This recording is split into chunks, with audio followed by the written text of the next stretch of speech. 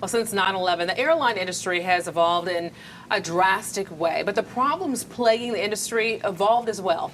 Tonight, Chief Transportation Correspondent Hawker Vanguard has an exclusive sit-down with the former American Airlines CEO Robert Crandall with his take on the future of flight in America.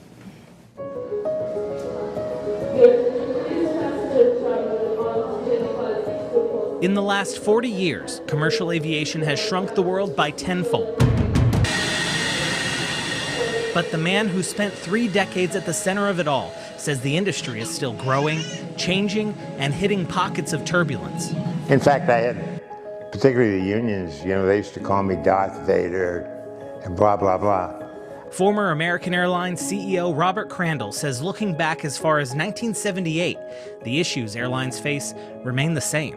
You want to know how does the airline business then compare to the airline business now? If you look at the airline business as it was after deregulation, but still 40 years ago, it isn't much different than it is today. Mounting labor costs, jet fuel prices on the rise, network reliability, and the introduction of new aircraft types. Crandall has seen it all. But the attacks on September 11th, that day tested the industry, just 3 years after Crandall left American. There was no reason to believe that people all over the world would go to such lengths to kill other people. That was a different world.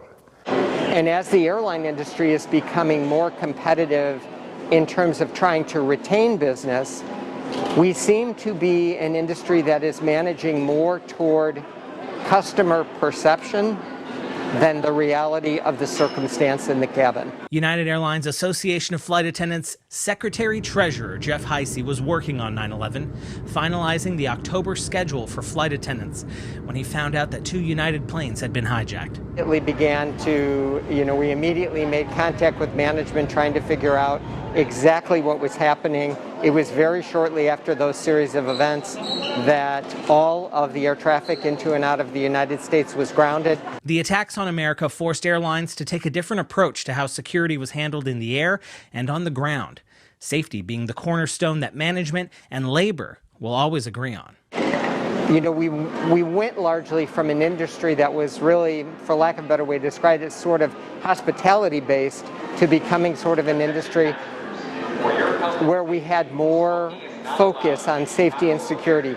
I think the one thing that every airline executive worries about all the time is safety. So, you just have to be very sure that you don't ever do anything that compromises beyond the safety envelope. With passenger misconduct and COVID concerns adding to pressure in the cabin, Robert Crandall says the issues will continue to mount as long as demand for flying stays strong. Of course, you got to keep in mind that all of that is a reflection of the pricing, really.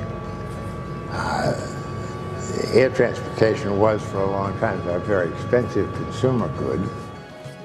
It's still an expensive consumer good, but its relative price has come way down. And we have always known that the one thing people want more of is they want more travel.